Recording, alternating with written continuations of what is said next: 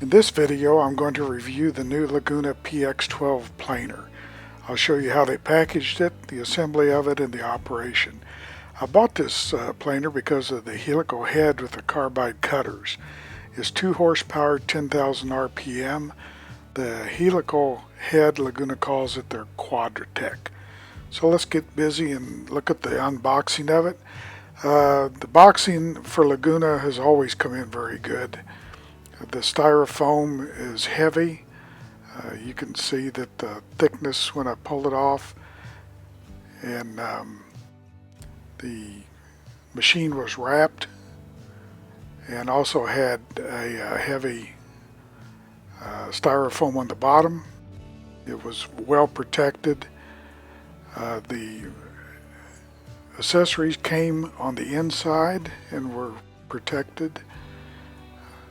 The cord, the power cord, and then the knob for the up and down to adjust the planer itself was right on the side. Again, it kept very well packaged. The stop was protected. The handle was over on that one side. So then I'm doing everything, getting everything out of the box and unpackaging it. We basically had the dust collector, had an adapter to it, the hex wrench. So took the cord out.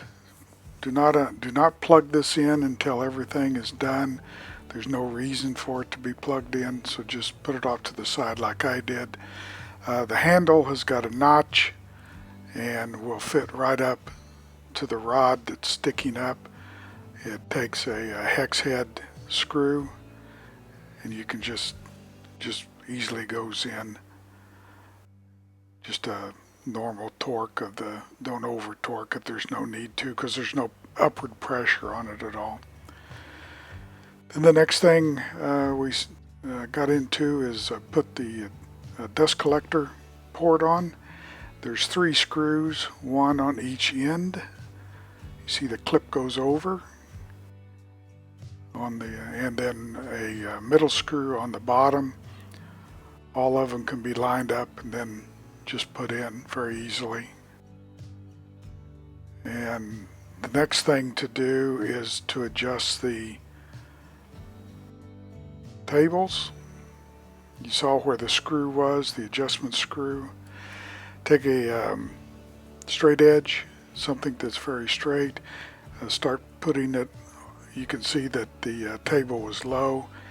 I make the mistake of unscrewing the screws a couple turns, and you don't need to do that. You just need to look how high that thing is. I needed to just take about 1/8 of a turn, if that, on both of them to adjust it. So I caused myself more time messing with these screws than probably needed to. Make sure that you do both sides and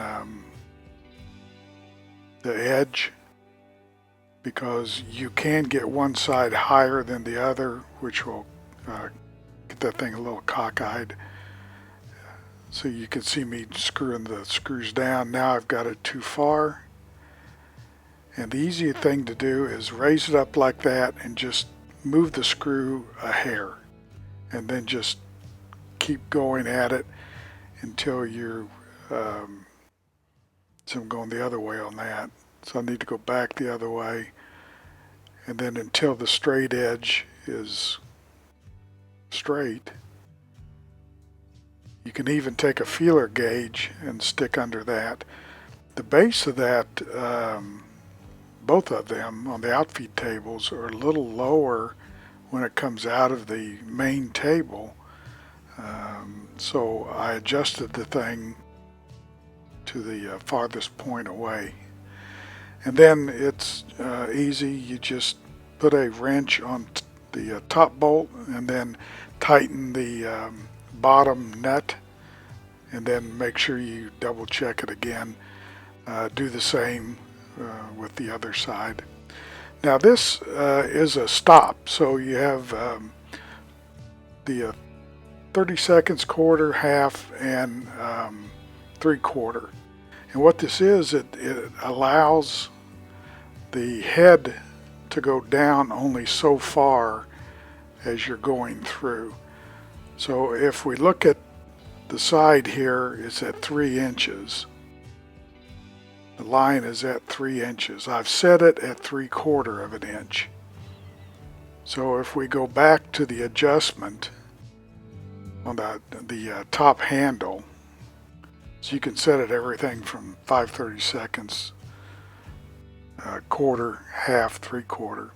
If we go back and, sorry for the jiggling around, but if we go back and set, if I get this camera set up, okay.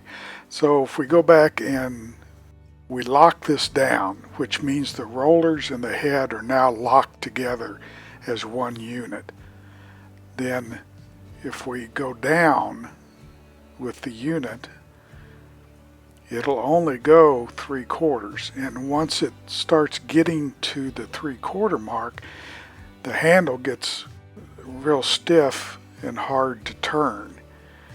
And you can get it a little more than 3/4, but you've really got to turn the handle a lot to get that thing down there.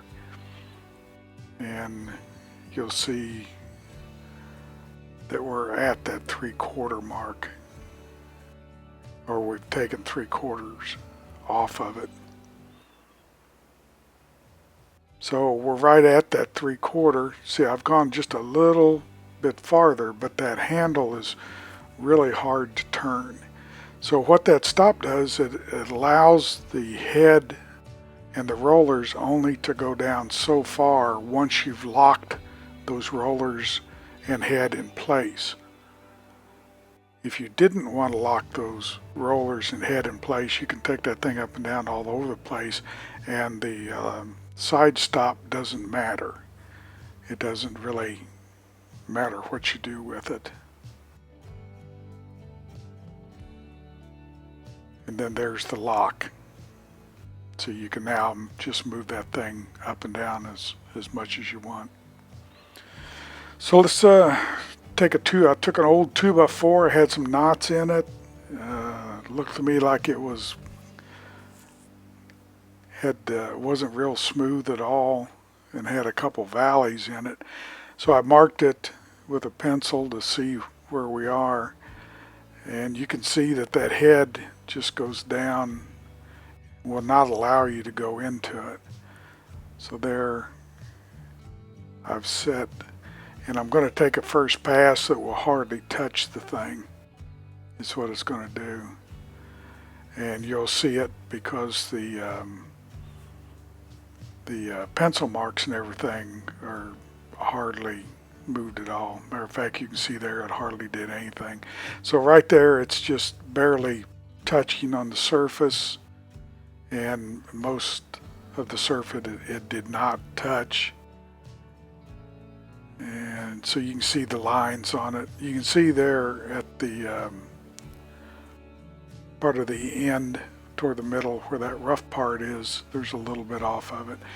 So I took a little more off of it to get this thing going, and you can see there some of the marks in the middle are gone. I went too far on that one. So then ran it through. That one was doing pretty good right there. And had it pretty much. They had a little bit right there and a little bit. There was really rough right there. So I put it through one more. And it came out pretty smooth. Even that rough spots around where the knots and everything were, it didn't tear it out. I think those carbide cutters helped that considerably.